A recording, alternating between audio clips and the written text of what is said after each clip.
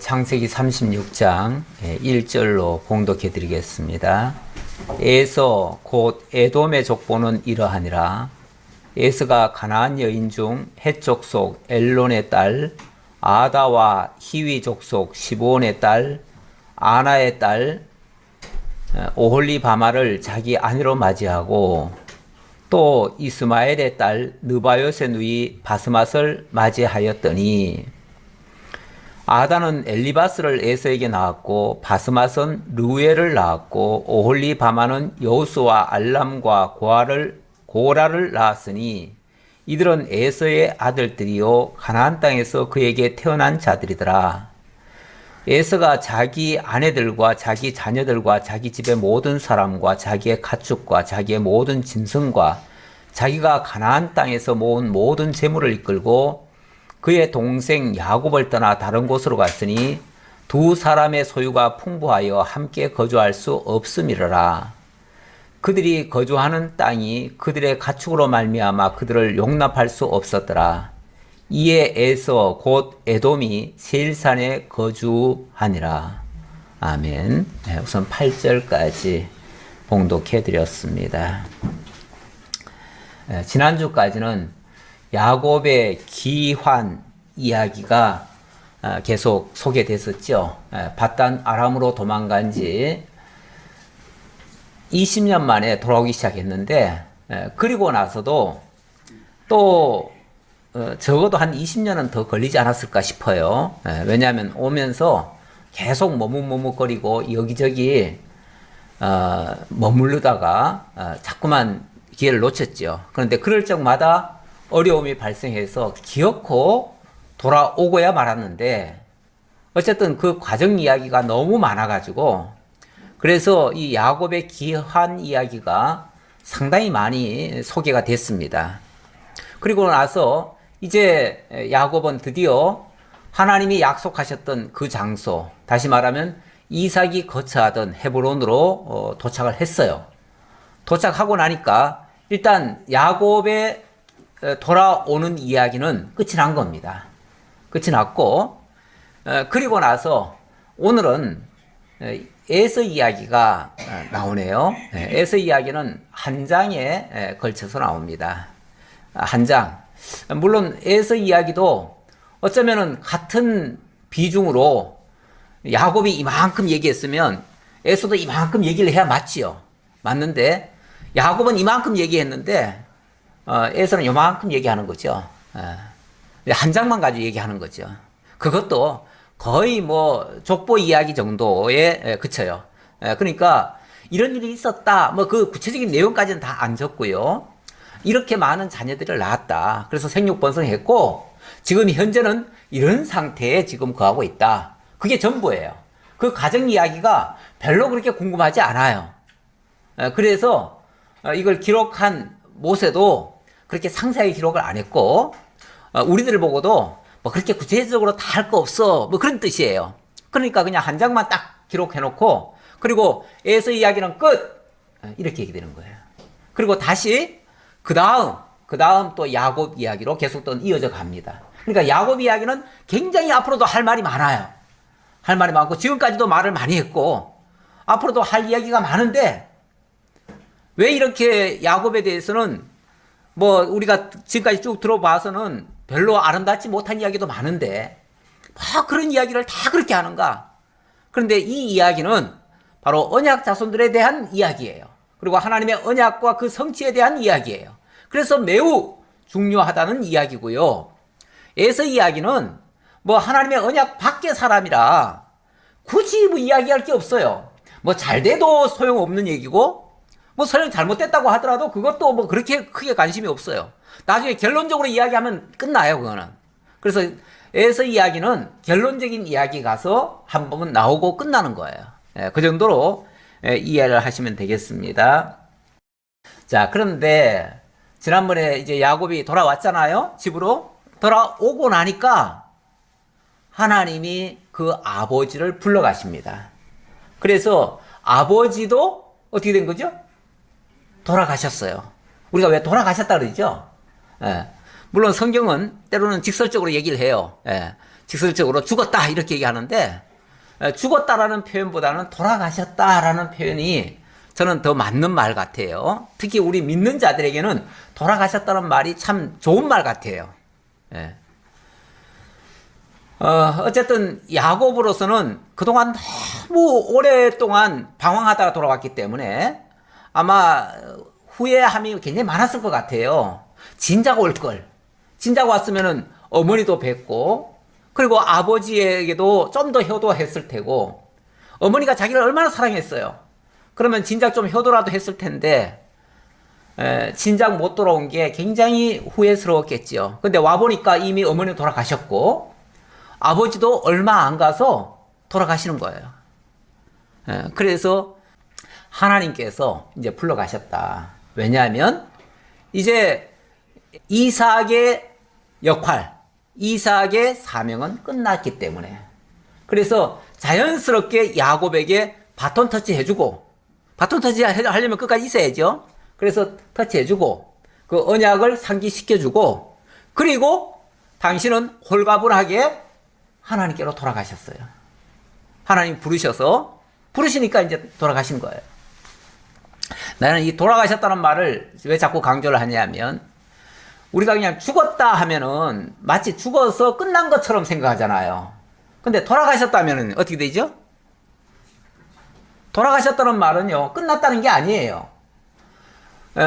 어떤 목적을 가지고 어디를 갔다가 그 일을 마치고 원대복귀하는 거예요. 그게 돌아가는 거죠. 그렇죠? 우리가 해외여행을 가끔 할 수도 있잖아요. 해외여행을 하고 나면 그 여행지에서의 그 목적이 달성되고 나면 어떻게 되죠? 반드시 돌아오지요. 돌아와요. 그러니까 돌아온다, 돌아간다라는 표현은요, 이건 죽어서 끝났다는 게 아니라 그 역할이 끝났다. 역할이 맞춰졌다. 그래서 이제 원대복귀했다라는 뜻이고요. 그리고 이 돌아간다고 하는 것은요, 어떤 목적지가 있어요. 분명히 있어요. 있고 거기에는 또 바라고 또 구하던 그분이 계시는 거예요. 쉽게 말하면 자기 아버지가 계시는 거예요. 돌아간다고 하는 건 다 아버지께로 돌아가는 거죠.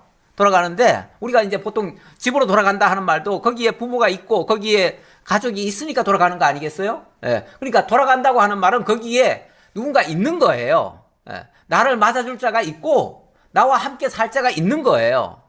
그런 면에서 우리가 아버지께로 돌아간다, 하나님께로 돌아간다 하는 말은 내가 그 아버지의 자녀 자격으로, 아들 자격으로, 그래서 그분과 함께 영원히 살기 위해서 간다라는 뜻이에요. 그러니까 돌아간다는 거는 결코 나쁜 얘기가 아니에요. 예. 근데 우리가 이제 흔히 이제 오랫동안 사시다가 돌아가시면 어쨌든 슬프지요. 그건 인간적인 그 정 때문에 그동안에 같이 있었던 그런 정 때문에 슬픈 거지, 그 당사자 입장에서는 사실은 영원하신 하나님께로 돌아가는 거기 때문에, 영원하신 아버지와 함께 살기 위해 돌아가는 거니까 사실은 그 당사자로서는 기쁠 수도 있어요. 그러니까 우리가 돌아갈 수 있다고 하는 것이 매우 소중하다. 이 돌아갈 수 없는 사람들도 가끔 있어요. 돌아갈 수 없는 사람은 어떤 사람이죠? 거기 아무도 없는 거예요. 아버지도 없는 거예요. 가족도 없어요. 그러면 돌아간다는 의미가 없잖아요. 다시 말하면 내가 하나님의 아들 자격이 없다면, 그 아들 자격이 없는 사람은 돌아갈 데가 있어요, 없어요?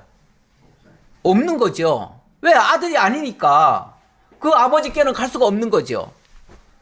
그러면 뭐 어디를 가는지는 잘 모르겠지만, 그 다음 얘기는 잘 모르겠어요, 어디를 가는지. 하지만 분명히 아버지께는 갈 수 없다. 그 하나님의 아들 자격을 갖추지 못하면 아버지께는 갈 수 없다. 이거는 정말 불행한 거죠. 그러니까 이 땅에서 무엇을 누리고 어떻게 살든 간에 어차피 우리는 다 돌아가야 되는데 돌아갈 곳에 내 아버지가 안 계시다면 그 사람은 불행하다 그 말이죠. 그러니까 우리가 이 땅에서 얼마나 잘 살았느냐, 옛날에 그 국제시장이라고 하는 영화에 보니까 그 아버지가 그 피난 시절에 어려움을 겪고 마지막 끝에 죽기 직전에 가족들에게 하는 말이 나 잘 살았지? 이 말 하더라고요. 나 잘 살았느냐고 묻더라고요. 예. 본인은 이제 잘 살았다고 생각하는 거죠. 물론 그 어려운 시절 견뎌낸 것만 해도 잘 산 게 맞아요. 맞는데 진짜 이 땅에서 우리가 잘 살려면은 영원한 아버지 집에서 정말 나를 반기고 정말 수고했다, 잘 살았다 인정해주는 그런 삶이라면 진짜 잘 산 게 맞지요. 근데 나를 맞이해줄 자도 없어요. 어디로 가야 될지도 모르겠어요. 나는 정처가 없어요. 그러면은 이 땅에서는 혹시 잘 살았는지 모르지만 결국은 최종적인 결론은 잘 산 걸까요? 그럼 잘 산 게 아닐 수도 있어요. 그러니까 진짜 중요한 거는요, 이 땅에서 어떻게 사느냐 보다도 영원한 집에 돌아갈 수 있느냐가 사실은 최대 관건이에요, 우리에게. 그래서 사도 바울이 그런 말을 했죠. 우리가 살아도 주를 위하여 살고 죽어도 주를 위하여 살고 사나 죽으나 우리는 주의 것이로다, 이렇게 말했죠. 사나 죽으나라는 말은 원래 우리가 주의 백성이고 하나님의 자녀고 영원히 하나님과 함께 있다면 우리가 이 땅에서 사나 죽으나 사실은 똑같다, 그 말이에요. 왜? 진짜 사는 거는 영원히 사는 것이 진짜 사는 거니까. 그게 진짜 사는 것이고 이 땅에서는 그 과정적인 삶이니까. 그 과정을 아무리 좋다고 해도 영원한 것에 비하면은 아무것도 아니잖아요. 정말 작은 먼지 같은 시간이잖아요. 예. 그러니까 우리가 어떻게 사느냐가 중요하고, 그리고 어떻게 정말 돌아갈 것이냐.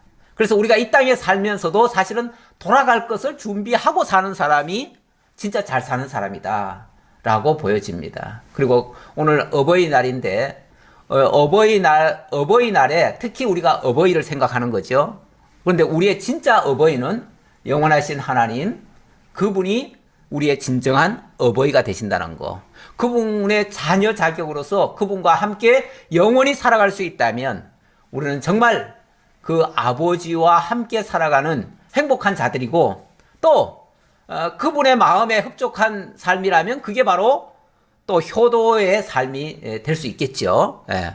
물론 당연히 그 속에는 이 땅에 계신 부모님도 포함해서 하는 얘기죠. 이 부모는 제껴놓고 하나님께만 잘한다, 그건 사실 고르반 사상이에요. 그거는 우리 기독교인들이 굉장히 조심해야 될 부분이기도 해요. 근데 가끔은 우리는 하나님께 잘 섬기면 된다, 그래서 지상의 부모님은 무시해도 된다, 이렇게 생각하는 경향이 있는 사람들이 약간은 있어요. 우리 기독교인들 중에도 있는데 그거는 뭔가 한쪽으로 기울어진 그런 생각들입니다. 그건 잘못된 생각임을 한번 말씀드리고요. 자, 이제 본문으로 돌아가 보도록 하겠습니다.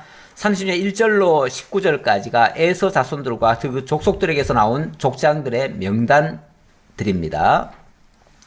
에서 곧 에돔의 족보는 이러하니라. 에서가 가나안 여인 중 헷 족속 엘론의 딸 아다와 히위 족속 시브온의 딸인 아나의 딸 오홀리바마를 자기 아내로 맞이했다. 그리고 또 이스마엘의 딸 느바요의 누이 바스맛을 맞이하였더니, 자, 이 세 사람과 결혼한 거는요, 야곱이 여기 헤브론에 원래 살 때, 그때 벌써 이렇게 했었습니다. 이 에서는 일찍 결혼했어요. 일찍 결혼해가지고 그게 그 부모님의 마음을 굉장히 아프게 만들었었어요. 처음에 그 헷족속, 히위족속 이쪽 사람들을 둘이나 결혼을 하는 바람에 그 어머니가 그것 때문에 엄청 걱정 근심을 했었고요. 그래서 내 아들은 절대로 이 지역 사람들과 결혼 안 시킨다. 그러면서 멀고 힘들지만 저 바단 아람까지 보내가지고 거기서 결혼시켜야 되겠다. 물론 뭐 그거는 이제 두 가지 목적이 있었죠. 하나는 도피의 목적이 있었고 또 하나는 또 사실도 그랬고요. 예. 또 그게 또 꼭 필요했고요. 그래서 그렇게 먼 정말 결혼을 하게 했는데 결과적으로는 그것 때문에 야곱의 결혼은 상당히 늦춰졌어요. 늦춰졌고 또 자녀들도 좀 늦게 낳은 셈이고요. 또 거기다가 이 에서는 거기서 그친 게 아니고요. 그 현지 가나안 여인들을 취하는 것이 부모의 마음을 아프게 한다는 사실을 알고 나서 그러면은 우리 동족 중에서 골라야 되겠다 해가지고 또 이스마엘의 딸을 또 취했죠. 근데 이스마엘이 또 누굽니까? 이스마엘은 사실은 이삭의 원수예요, 원수. 원수의 딸을 집안으로 끌어들인 셈이에요. 이거는 그 부모의 뜻도 모르고 부모의 그 어떤 의도도 모른 채 어떤 겉으로 보이는 것만 구색만 갖추면은 부모가 님이 좋아할 거다라고 생각하고 했던 행동이에요. 근데 그것도 큰 착오였죠. 그것도 큰 착오였어요. 오히려 그것 때문에 이삭의 마음은 더 멀어졌어요. 에서에게서 더 정이 떨어져 버렸어요. 예. 그래가지고 정말 다시는 너 안 보겠다는 식으로 그렇게 살 정도가 돼버렸어요. 그래서 사실 우리가 부모를 기쁘게 하겠다고 하면서 뭐 내 식대로 부모를 위하고 하는 행동들은 오히려 부모를 마음 아프게 할 수도 있어요. 또 부모가 오히려 섭섭할 수도 있어요. 왜냐하면 나를 이렇게도 모르나, 내 생각을 이렇게도 모르나 이래가지고 더 섭섭할 수도 있어요. 그래서 작은 거지만은 부모에게 이야기를 하고 또 부모의 뜻을 좀 물어보고 그 다음에 뭘 하는 것이 그나마 부모의 마음을 좀 헤아리는 그런 것일 수도 있어요. 어쨌든 이 부모라고 하는 것이 이 땅에 사는 동안은 매우 소중한 분입니다. 왜냐하면 나를 이 땅에 오게 하신 분이고요. 또 나로 하여금 우리 기독교적인 관점에서 보면 하나님을 알게 하는 사람이에요. 하나님께로 나를 인도하는 사람이에요. 어쨌든. 그래서 나로 하여금 정말 신앙으로 길러줬다면은 그 부모는요, 다른 거 하나도 뭐 없어도 다른 뭐 물질이나 다른 유산은 안 물려줘도 신앙만 물려줘도 우리에게는 엄청난 정말 선물을 주신 분이에요. 하나님을 알게 한 거 그것보다 더 큰 선물은 없어요. 자꾸 하나님 알게 하는 거는 뭐 억지로 한 것처럼 자꾸 생각하고 그러는데 부모를 통하지 않으면요 그 자녀들이 하나님 알 길도 그렇게 많지 않습니다. 그렇기 때문에 그 부모가 어쨌든 자녀에게 하나님을 소개한 것만 해도 대단한 부모의 역할이고요. 물론 지속적으로 함께 신앙한다면 최고로 좋은 거고요.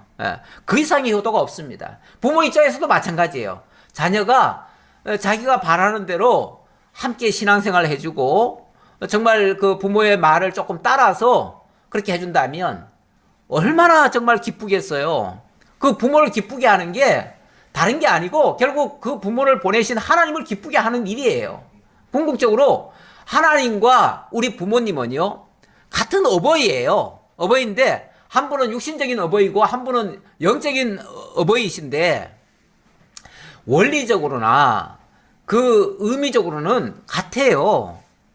그래서 부모님이 우리에게 희생하고 자식을 위해서라면 정말 자기는 굶어가면서까지 정말 온갖 모욕적인 일 다 당해가면서라도 돈을 벌어가지고 그 자녀를 헤매기잖아요. 그게 자기를 위해서 하는 게 아니에요. 그 자식을 위해서 그렇게 희생하고 봉사하고 거기에 무슨 대가를 바랍니까? 무슨 요구를 합니까? 아무런 조건 없이 무조건적인 희생과 사랑으로 공급하는 것이 우리 하나님께서 우리를 이렇게 사랑한다는 것을 그 부모를 통해서 보여주는 거예요. 그러니까 우리가 부모를 제대로 알고 부모를 통해서 하나님의 은혜와 사랑을 깨닫는다면 그 부모의 은혜와 사랑을 깨닫는 게 곧 하나님의 은혜를 깨닫는 거예요. 그렇게 되어지면 그 부모도 정말 잘하는 일이고요. 그 자녀들도 최고의 효도를 하는 셈이에요. 더 이상 바랄 것도 없고요. 그 이상 요구하는 거는 세속적인 요구예요. 뭐 세상 것 왜 안 해주냐? 왜 부모가 돼가지고 자식한테 뭘 돈을 안 주냐? 또 자식이 또 부모한테 이렇게 효도를 안 하냐? 이거는 다 인간적인 생각들이에요. 인간적인 생각들이고 진정한 효도와 진정한 교훈은 하나님을 알려주고 하나님을 깨닫고 함께 하나님 안에서 살아가는 모습, 그게 최고의 삶이라고 보여집니다. 그런데 이 안타깝게도 에서는 하나님과는 아주 무관한 삶을 지금 살고 있어요. 하나님과는 전혀 하나님을 의식하지 않고, 어찌 보면 하나님이 버린 자, 하나님과 상관없는 자, 그들을 아내로 맞아가지고 자녀를 낳아요. 이 아내가 왜 또 소중하냐면 아내가 알고 있는 지식이 자녀들에게 그대로 전수되기 때문에 그래요. 특히 이 교육이라고 하는 측면에서는요, 남자보다 여자의 역할이 더 큽니다. 왜냐하면 늘 가정에서 자녀를 붙들고 젖을 먹이고 또 음식을 먹이기 때문에 원래 모든 것은요, 이 먹거리하고 같이 이게 공급이 되는 거예요. 그래서 교육이라고 하는 것도 먹거리 없이 교육은 안 됩니다. 왜 동물들 뭐 훈련시킬 때 보면 꼭 뭐 가지고 뭐 훈련시키죠? 먹거리 가지고 훈련시키잖아요. 예, 줘가면서 키우는 거지 안 주면서 키우는 거는요, 배신감 느껴요. 아무것도 안 주고 하면은. 그래서 부모들도 어떻게 해서든지 자식들한테 먹이고, 또 기르고, 또 모든 걸 베풀면서, 그러면서 교육을 시키잖아요. 그러니까 교육시키는 거는 먹고 입히는 게 목적이 아니고요. 그거는 하나님을 알려주기 위한 수단으로서 쓰는 거예요. 그러니까 그런 거는 부가적으로 생각을 해야지 그걸 우선하면 안 돼요. 그러나 그것도 또 동반되지 않으면 또 교육 효과가 떨어져요. 그래서 교육 효과를 위해서도 최선을 다하고 정말 벌어서 먹이고 입히고 해가면서 하는 거죠. 우리 교회 교육도 사실은 그래서 좀 배품도 필요하죠. 우리 자녀들한테 특히 가르칠 때 보면 애들은 어쨌든 좀 먹여야 돼요. 그렇죠? 먹여야 되고 뭔가 줘가면서 가르쳐야 돼요. 그게 어쩔 수 없는 거예요. 그게 교육의 한 방법이기도 해요. 그런데 오늘 내용을 보니까 에서는 하나님과 무관한 삶, 어쨌든 뭐 세상적으로 잘 되는 쪽만 택해서 계속 그쪽 방향으로만 나아갔다라는 것이 성경이 가르쳐주고 있는 내용이에요. 자, 그 다음 아단은 엘리바스를 에서에게 낳았고 바스맛은 르우엘을 낳았고 오홀리바마는 여우수와 엘람과 고라를 낳았으니 이들은 에서의 아들들이요 가나안 땅에서 그에게 태어난 자들이더라. 에서가 자기 아내들과 자기 자녀들과 자기 집의 모든 사람과 자기의 가축과 자기의 모든 짐승과 자기가 가나안 땅에서 모은 모든 재물을 이끌고 그의 동생 야곱을 떠나 다른 곳으로 갔으니 두 사람의 소유가 풍부하여 함께 거주할 수 없음이러라. 어쨌든 표면적으로는 야곱이 온 다음에 에서가 떠난 것처럼 이렇게 돼 있죠. 그렇게 돼 있고 또 그렇게 떠나게 된 이유 중에 하나는 야곱의 재산도 많아졌고 에서의 재산도 너무 많았다. 그래서 함께 거주하는 거는 함께 동거하는 것은 불가능했다. 그래서 떠나게 됐다라고 하는데 이제 그 다음 이야기를 쭉 들어보면 이미 에서는 진작에 벌써 세일 땅까지 정복을 했어요. 그래가지고 그 세일 지역 사람들과 이미 그 자손들이 통혼을 하고요. 뿐만 아니라 그 지역 사람들까지 정복해가지고 거기에 나라까지 세웠어요. 그 뒤에 보면은 이미 그렇게 설계가 되고 있어요. 그러니까 어찌 보면 물론 뭐 본거지는 여기가 맞지요. 여기가 본거지이긴 하지만 그래서 여기 있으면서 그쪽 땅까지를 다 정복하고 이미 지역을 확장을 해놨어요. 해놨기 때문에 뭐 여기가 부족해가지고 같이 살 수 없었다라는 거는 그냥 겉에 보이는 것이고 이미 그는 다른 데로 가기로 돼 있는 사람이에요. 돼 있고 이제 야곱이 오니까 여기에 나머지 남아있던 것을 몽땅 다 정리해가지고 완전히 떠나버렸다. 이제 그 뜻이에요. 그러니까 그동안은 여기 있으면서 다른 지역을 점령하고 살고 있었다. 이렇게 보시는 것이 맞지요. 그런데 이게 이제 표면적인 이유는 함께 동거할 수가 없어서 떠났다라고 했지만 결과적으로는 이것도 이삭을 통해서 예언한 내용, 그게 성취되는 과정이에요. 일찍이 이삭이 에서에 대해서 어떻게 예언했죠? 예. 축복해달라고 하니까, 너는 이 기름짐에서 뜨며, 그러면서 그 메마른 광야 같은 곳으로 가서, 거기 가서 살게 될 것이다. 이런 식으로 예언이 돼 있었어요. 27장인가 아마 그렇게 돼 있을 거예요. 그렇게 예언이 돼 있었기 때문에 그 예언대로 된 거예요. 결과적으로는. 그러니까, 뭐, 표면적인 이유는 다 우리가 보이는 대로 얘기할 수 있지요. 그런데 결과적으로는 하나님의 약속대로 된 거예요. 이삭의 예언이라고 하는 것이 하나님의 약속이거든요. 약속이니까 결국 그 약속대로 되어진 거예요. 결국 하나님이 야곱에게 그리고 에서에게 예고해 주신 대로 그대로 이루어 주신 결과물이다. 이렇게 보시면 되겠습니다. 자, 9절 보겠습니다. 세일산에 있는 에돔 족속의 조상 에서의 족보는 이러하고 그 자손의 이름은 이러하니라. 에서의 아내 아다의 아들은 엘리바스요 에서의 아내 바스맛의 아들은 르우엘이며 엘리바스의 아들들은 대만과 오말과 스보와 가담과 그나스요.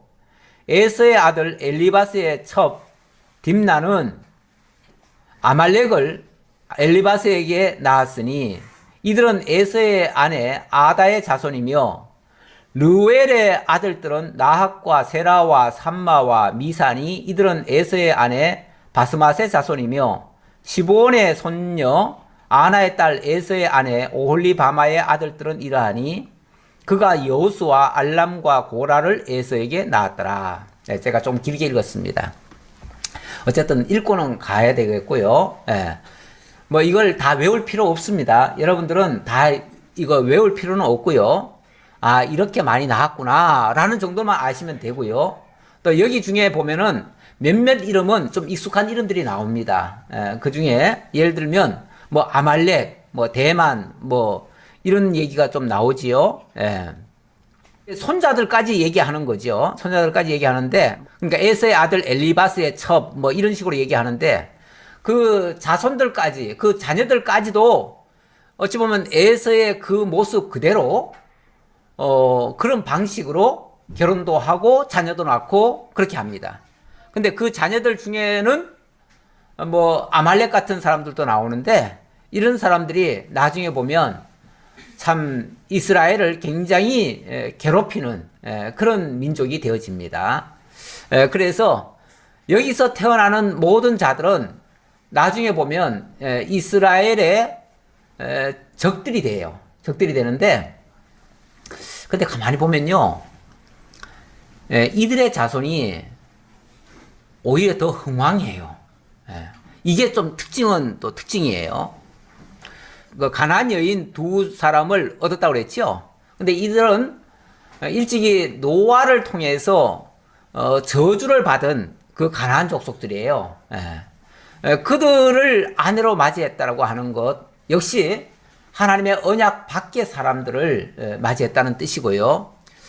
그래서 그 저주를 받은 자들에게서는 그 저주의 모습들이 앞으로 나올 거예요. 나오는데 그런데 저주를 받았다고 해가지고 당장 그 저주의 모습으로만 나타나는가? 꼭 그렇지는 않아요. 오히려 생육번성은 더 잘 되고요. 육적으로 보면은 그들이 더 건강하고요. 더 멋있을 수도 있어요.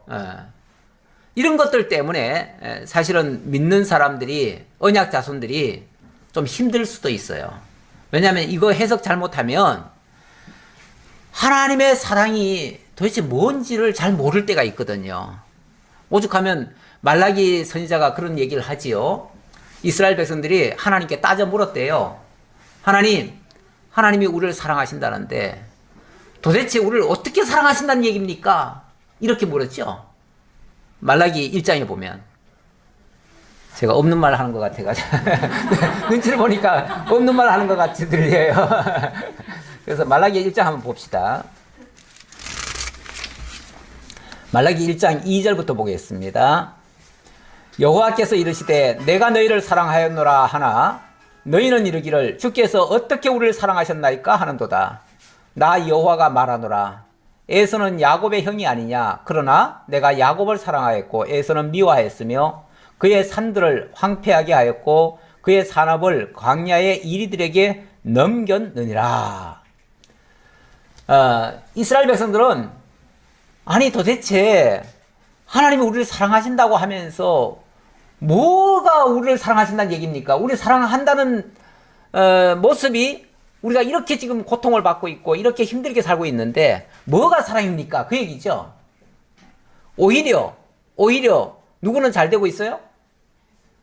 저 에서 자손들은 오히려 잘 되고 있는데, 여러분 객관적인 기준으로 보면요, 세상적인 기준으로 보면요, 사실 에서가 야곱보다 훨씬 더 낫습니다. 지난번에도 보셨지만 야곱은 이제 도망자 신세가 돼가지고 겨우 식솔들을 데리고 지금 도망하는 중이었잖아요. 그럴 때 에서는 벌써 400인의 사병을 거느릴 정도의 그 정도의 세력을 가지고 있었어요. 그들은 이미 세일 지역을 전부 다 점령을 했고요. 그 지역을 다 장악했어요. 그래가지고 거기에 이미 나라를 세운 거나 마찬가지예요. 그 당시도. 그래가지고 막강한 힘을 가지고 있었어요. 그러니까 세상적으로 보면 훨씬 더 잘 된 거예요. 그리고 여기도 이제 쭉 소개되지만 아직 야곱의 자녀들은요, 그 자자손손까지 아직 그 생육 번성했다는 얘기가 아직까지 없어요. 없는데 벌써 이 에서의 자손들은요, 그 자자손손까지 지금 번성했다는 얘기가 지금 나오고 있어요. 예. 그래가지고 엄청나게 그 자식들의 자식들이 벌써 태어났어요. 그 얘기를 지금 아까 한 거 아니에요? 예. 그들 중에 뭐 아말렉도 있고 누구도 있었고 있었다 그랬어요. 그러니까 세상적으로 말하면요, 두 집안이 있는데 이 집안은 이제 겨우 자식들 낳아가지고 이제 키우고 있는 중인데 이쪽은 벌써 막 엄청나게 사회 나가가지고 막 진출을 하고 엄청나게 지금 막 부자가 되고 뭐 거부가 돼가지고 막 지역을 호령하고 있어요. 예. 우리 옛날에 우리 친척 중에 한 분이 시골에 사시는데 그 지역 그 일대의 사람들은요, 그분의 땅을 지나가지 않으면은 갈 수가 없다. 그 정도로 그 지역이 전부 다 그 사람의 땅으로 다 뒤덮여 있었어요. 예.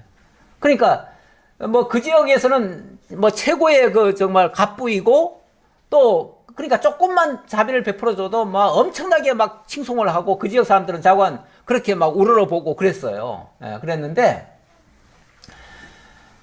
어찌 보면 세상적으로는 안 믿는 사람이지만 그런 사람들이 훨씬 더 잘 되는 경우도 많아요. 실제로 많아요.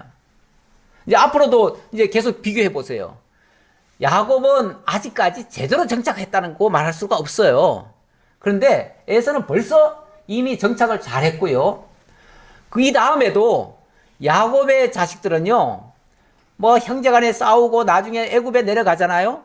그래서 애굽에서 400년 동안 종살이 하는 동안에 이쪽에는요, 완전히 나라를 세워가지고 아주 그냥 승승장구해요. 그래가지고 에돔을 완전히 자기네 나라를 만들었잖아요. 예, 그래가지고 그 후손들이 엄청나게 커졌어요. 그러니까 한쪽은 막 죽을 고생할 때 한쪽은 잘 나가는 거예요. 야곱은 지금까지요, 도망자 신세였다가 돌아오는 과정에서도 얼마나 많은 우여곡절을 겪었습니까? 그러니까 그 삶이 평탄하지 않아요. 언약 자손은 이렇게 평탄한 삶이 아니었는데 언약 밖에 있는 사람은 이렇게 승승장구했다니까요. 하나도 지금까지 걸린 게 없어요. 막힌 게 없어요. 그냥 줄줄줄 자손들도 잘 낳고 다 잘 됐어요. 그런 모습을 보면서 언약 자손들이 하나님께 항의를 하는 거예요. 하나님, 어떻게 하나님은 우리를 사랑하신다고 하면서, 그래서 우리를 보고 언약 자손이라고 하면서 우리는 이 모양인데 저들은 저렇습니까? 지금도 가만히 보면요, 그 중동 지역의 그 판세를 보면 진짜 하나님의 언약 자손이라고 일컫는 이스라엘 민족은요, 인구도 얼마 안 됩니다. 얼마 안 돼요. 기껏해야 한 200~300만, 한 300만 정도 될 거예요. 그런 나라가 땅덩어리도 조그맣습니다. 지금도 옛날 그 지도보다도 더 적어요. 그런 땅을 지금 가지고 있어요. 우리나라 충청도 만하다든가 뭐 그래요. 조금 더 큰지 모르겠는데 어쨌든 그렇게 땅도 크지 않아요. 그런 땅에 홀로 그렇게 참 고독하게 살고 있는데 그 주변에 그 이스마엘 자손이라든지 여기 지금 에돔 자손이라든지 뭐 이런 사람들, 그런 사람들은 그 주변에 빽빽하게 지금 에워싸고 있어요. 그렇죠?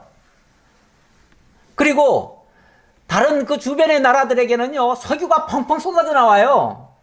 그런데 이 언약 자손들이 살고 있는 그 땅은요, 정말 농사밖에 지을 게 없어요. 예, 농사도 요즘은 그나마 관계수를 잘 해놔가지고 물을 끌어다가 이렇게 농사를 짓기는 하는데, 옛날에는요, 진짜 하늘에서 내려오는 비만 기다리고 있어가지고 농사도 잘 안 됐어요. 그런데 하나님은 그 땅을 갖다가 젖과 꿀이 흐르는 땅이래요. 이게 고지가 들려요? 아니, 현상적으로 우리가 무슨 복을 지금 그렇게 많이 받았습니까? 라고 하니 할만하지요. 예. 근데 하나님은 이 과정을 가지고 얘기하지 말고 그 결과를 봐라. 예. 그러면서 나중에 이제 하시는 말씀이 오바댜 선자를 통해서 그 예언한 말씀이 있어요. 그 오바댜 선자 얘기도 한번 좀 볼게요. 오바댜 1장 6절입니다. 6절에 보면 에서가 어찌 그리 수탈되었으며 그 감춘 보물이 어찌 그리 빼앗겼는고. 이거는 이제 에서의 자손들의 그 마지막이 이렇게 될 거다 그 얘기예요. 예, 마지막은 다 수탈되고 그 감춘 보물, 그러니까 보물을 많이 쌓았겠지만 그것도 다 없어질 것이다 그 말이죠. 그래서 10절에 보면 네가 네 형제 야곱에게 행한 포악으로 말미암아 부끄러움을 당하고 영원히 멸절되리라. 마지막은 멸절될 거래요. 그리고 18절에는 다 읽을 수가 없어서 제가 띄엄띄엄 읽습니다. 야곱 족속은 불이 될 것이며 요셉 족속은 불꽃이 될 것이요 에서 족속은 지푸라기가 될 것이라. 그들이 그들 위에 불어서 그들을 불살을 것인즉 에서 족속에 남은 자가 없으리니 여호와께서 말씀하셨느니라. 이 비유적으로 말하면 이 이스라엘은 불과 같은데 에서 족속은 지푸라기 정도다 그 말이에요. 근데 얼른 보면 불이라고 하는 거는 일어났을 때는 그 뭐 무섭지만은 일어나기 전까지는 없는 거죠. 없는 것 같지요. 그런데 이 지푸라기는 뭔가 막 풍성해 보이기는 하는데 이건 불 붙어버리면 뭐예요? 아무것도 아니에요. 아무것도 아니에요. 사도 바울도 그런 표현을 했는데 우리 신앙인들의 모습 속에서 어떤 사람은 금은 보석으로 집을 짓고 어떤 사람은 정말 지푸라기로 집을 짓는 사람이 있다. 그런데 지푸라기로 집 지은 것은 나중에 가면은 불에 다 살라버리면 아무것도 없다. 이런 얘기를 했는데 쉽게 말하면 끝이 없다 그 얘기예요. 끝은 안 좋다 그 얘기예요. 제가 서두에 말씀드렸지만 우리 믿는 자들에게는요 영원한 보장이 있고 돌아갈 집이 있어요. 물론 이 땅에서는 조금 어려움이 있을 수 있지만 끝이 좋으면 다 좋은 거예요. 그런데 아무리 과정이 좋아도 끝이 정말 망하는 일이라면 그거는 좋다고 할 수가 없다는 거죠. 그런 측면에서 다르다라는 얘기고요. 자, 조금 계속 나가 봅시다. 자, 15절입니다. 에서 자손 중 족장은 이러하니라. 자, 15절부터는 에서 자손 중 족장 이야기네요. 에서 자손 중에서 쉽게 말하면 그 세일 지역을 정복하고 거기에 족장이 된 자들 소개죠. 에서의 장자 엘리바스의 자손으로는 대만 족장, 오말 족장, 수보 족장, 그나스 족장과 고라 족장, 가담 족장, 아말렉 족장이니 이들은 에돔 땅에 있는 엘리바스의 족장들이요. 이들은 아다의 자손이며, 자 여기까지는 이제 그 엘리바스의 그러니까 에서의 장자 엘리바스의 자손들인데 그들이 이렇게 족장이 됐다라는 얘기고, 그 다음 에서의 아들 르웰의 자손으로는 나핫 족장, 세라 족장, 삼마 족장, 미사 족장이니 이들은 에돔 땅에 있는 르웰의 족장들이요. 이들은 에서의 아내 바스맛의 자손이며, 그 다음 에서의 아내인 오홀리바마의 아들들은 여우스 족장, 알람 족장, 고라 족장이니 이들은 아나의 딸이요 에서의 아내인 오홀리바마로 말미암아 나온 족장들이라. 에서 곧 에돔의 자손으로서 족장된 자들이 이러하였더라. 그러니까 그만큼 그 자에서 끝나는 게 아니라 자자 손송까지 이미 내려가서 그들이 벌써 엄청난 세력을 확보하고 그 지역을 다 장악하고 권세를 부리면서 살았다 그 얘기죠. 그러니까 옛날에는요, 이 왕족들이 자기의 자녀들을 각 지역으로 다 파송해가지고 그 지역들까지도 다 장악하도록 그래서 왕권을 강화하고 이런 경우가 많았어요. 그러니까 이 에서의 자손들은 벌써 그런 역할들을 했었다는 거예요. 세상적으로 말하면 이건 정말 똑똑한 거예요. 그렇죠? 세상적으로 어떻게 나라를 다스려야 되는지도 알고 있었다는 얘기예요. 그만큼 이 에서가 이런 면에서는 더 뛰어났다. 세상 처세술에서는 훨씬 더 뛰어났다. 이렇게도 볼 수 있는 거죠. 자, 그 다음 20절로부터는 원주민인 호리 족속의 세일 자손들과 그 족장들의 명단인데 이거는 그 지역 원주민들 있잖아요. 그 원주민들 이야기예요. 그 원주민들도 사실은 다 부족들을 지금 거느리고 있잖아요. 그러니까 그 사람들도 좀 소개를 한다 그 말이에요. 그런데 지금은 사실은 그 원주민들은 다 이미 에서에게 다 복속이 됐어요. 복속이 됐기 때문에 뭐 에서 족속과 같이 묶어서 얘기할 수도 있는 거예요. 엄밀하게 말하면 에서하고는 상관없는 얘기인데 어쨌든 다 에서의 영향력 아래에 있다 보니까 같이 소개한다 그 얘기예요. 자, 30절까지인데 그 땅의 주민 호리 족속 세일의 자손은 로단과 소발과 시보온과 아나와 디손과 에셀과 디산이니 이들은 에돔 땅에 있는 세일의 자손 중 호리 족속의 족장들이요. 로단의 자녀는 호리와 헤만과 로단의 누이 딥나요. 소발의 자녀는 알왕과 마하낙과 에발과 스보와 오남이요. 아무리 읽어도 하나도 안 남죠? 그냥 좀 넘어갑시다. 어디까지 가냐면 30절 봅시다. 디손 족장, 에셀 족장, 디산 족장이라 이들은 그들의 족속들에 따라 세일 땅에 있는 호리 족속의 족장들이었더라. 이거는 엄밀하게 말하면 뭐 에서와도 상관없어요. 그런데 어쨌든 에서 복속이 돼 있기 때문에 그래서 소개만 하고 넘어가는 정도로 보시면 되겠습니다. 그 다음 31절부터는요 이제 에돔의 왕들인데 역대 왕들인데요. 이 왕들은 뭐 다름 아니라 에서의 자손들이에요. 에서의 자손들이 쉽게 말하면 이렇게 왕 노릇을 했다 그 얘기예요. 했는데 물론 이거는 그 당대에 했던 사람들 뿐만 아니라 그 이후에 했던 사람들까지도 소개를 했지요. 이 성경이 기록된 거는 나중에 기록이 됐기 때문에 나중에 역사까지 기록이 됐는데 이거는 이제 비교하자면은 여기서 이렇게 왕권을 확보하고 왕을 대대로 이어가는 동안에 이스라엘 민족은 저 애굽 땅에 내려가 가지고 기근 피해서 내려갔다가 거기서 종살이 하는 기간 그렇게 보시면 돼요. 그 종살이 하는 기간 한쪽은 죽으라 하고 지금 종살이 하고 있는 중인데 한쪽은 이렇게 왕권을 확보하고 승승장구 잘했다. 객관적으로 말하면 에서 자손들이 훨씬 더 잘 됐다. 그러니까 세상 걸로 만약에 기준을 삼아 가지고 이게 성공이고 저게 실패다라고 한다면요. 야곱은 실패자예요. 그렇죠? 그리고 에서가 성공자예요. 세상 기준이면 그럴 수 있다 그 말이에요. 오죽하면 그 시편 73편에 그 시인이 그렇게 고백을 합니다. 하나님이 참으로 이스라엘 중 마음이 청결한 자에게 선을 행하시나 나는 거의 넘어질 뻔하였고 나의 걸음이 미끄러질 뻔하였으니 이는 내가 악인의 형통함을 보고 오만한 자를 질투하였습니다. 여기 거의 넘어질 뻔했다 이 말을 먼저 성경에는 실족할 뻔했다 그 얘기를 했어요. 실족할 뻔했다. 우리가 악인들이 너무 잘 되는 걸 보면요. 우리 믿는 사람들은 왜 이렇게 안 될까를 생각하다 보면 자칫하면 실족합니다. 다시 말하면 도대체 하나님 믿어서 더 잘 되는 게 뭐가 있어? 그렇죠. 더 잘 되는 길은 고사하고 똑같기만 해도 다행인데 덜 되는 경우가 있어요. 덜 되는 경우. 덜 되는 경우는 실족할 만하지요. 정말 실족할 법도 하지요. 그래서 오죽하면은 이 시편 기자는 그것 때문에 자기가 하마터면은 그냥 낙심을 하고 좌절하고 그것 때문에 실족할 뻔했다라고 고백을 합니다.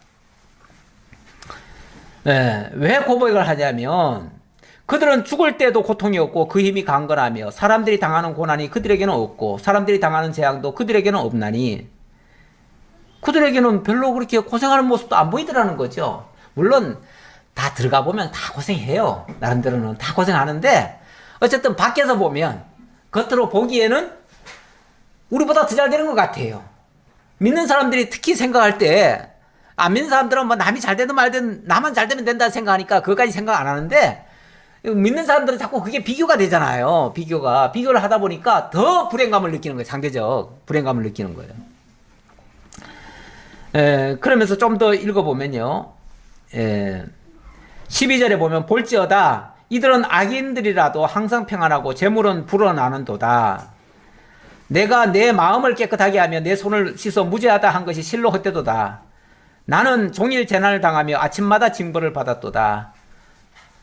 그러면서 정말 그들을 보고 내가 너무 실망해가지고, 왜냐하면 나는 오히려 어려움들이 많이 있으니까, 심지어 자기 표현을 그렇게 하잖아요. 나는 종일 재난을 당하며 아침마다 징벌을 받았도다.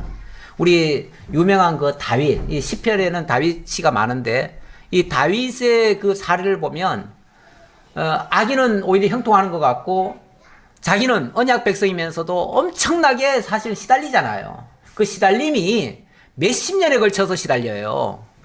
그러니 그동안에 그 악인은 오히려 잘 되는 것 같은데 자기는 그렇게 죽을 고생을 다 하니까 자기가 잘못한 거라고는 하나님 섬긴 것밖에 더 있어요.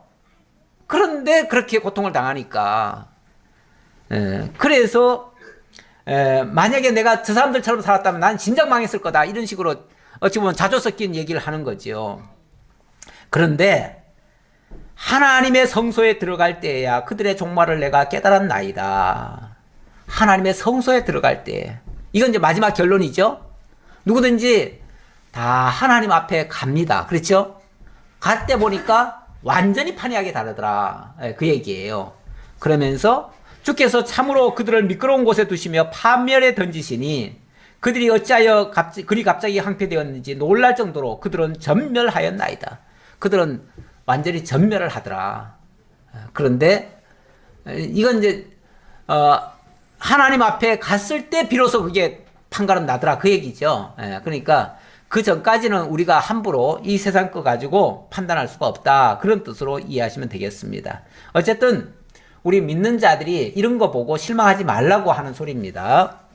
자, 31절 마저 읽고 마치겠습니다. 이스라엘 자손을 다스리는 왕이 있기 전에 에돔 땅을 다스리던 왕들은 이러하니라. 부올의 아들 벨라가 에돔의 왕이 되었으니 그 도성의 이름은 디나바며 벨라가 죽고 보스라 사람 세라의 아들 요밥이 그를 대신하여 왕이 되었고 요밥이 죽고 대만 족속의 땅에 후삼이 그를 대신하여 왕이 되었고 후삼이 죽고 부닷의 아들 곧 모압들에서 미디안 족속을 친 하닷이 그를 대신하여 왕이 되었으니 그 도성 이름은 아왓이며 하닷이 죽고 마스레가의 삼나가 그를 대신하여 왕이 되었고 삼나가 죽고 유브라데 강변 르호봇의 사울이 그를 대신하여 왕이 되었고 사울이 죽고 악볼의 아들 바알 하난이 그를 대신하여 왕이 되었고 악볼의 아들 바알 하난이 죽고 하달이 그를 대신하여 왕이 되었으니 그 도성 이름은 바우며 그의 아내 이름은 무헤다벨이니 마드렛의 딸이요 메사합의 손녀더라. 여기도 하나도 모를 이름이죠. 사실은 알 것도 없어요. 알 것도 없지만 일단은 제가 한번 읽어봤습니다. 어쨌든 이렇게 에서의 자손들은 이스라엘 민족이 아직 저 애굽에서 종로로 탈 때 그때 이렇게 벌써 왕권을 강화하고 엄청나게 다스리고 있었다라는 이야기를 비교적으로 알 수가 있습니다. 에서에게서 나온 족장들의 이름은 그 종족과 거처와 이름을 따라 나누면 이러하니 딥나 족장, 알와 족장, 여대 족장, 오홀리바바 족장, 엘라 족장, 비논 족장, 그나스 족장, 대만 족장, 밉살 족장, 막디엘 족장, 이람 족장이라. 이들은 이제 에서의 대표적인 그 자손들 가운데서 대표적인 역할을 했던 사람, 그런 사람들을 이제 지칭하는 말이죠. 왜 야곱에게도 12족장이 있다고 그러잖아요. 12아들이 12족장이 되죠.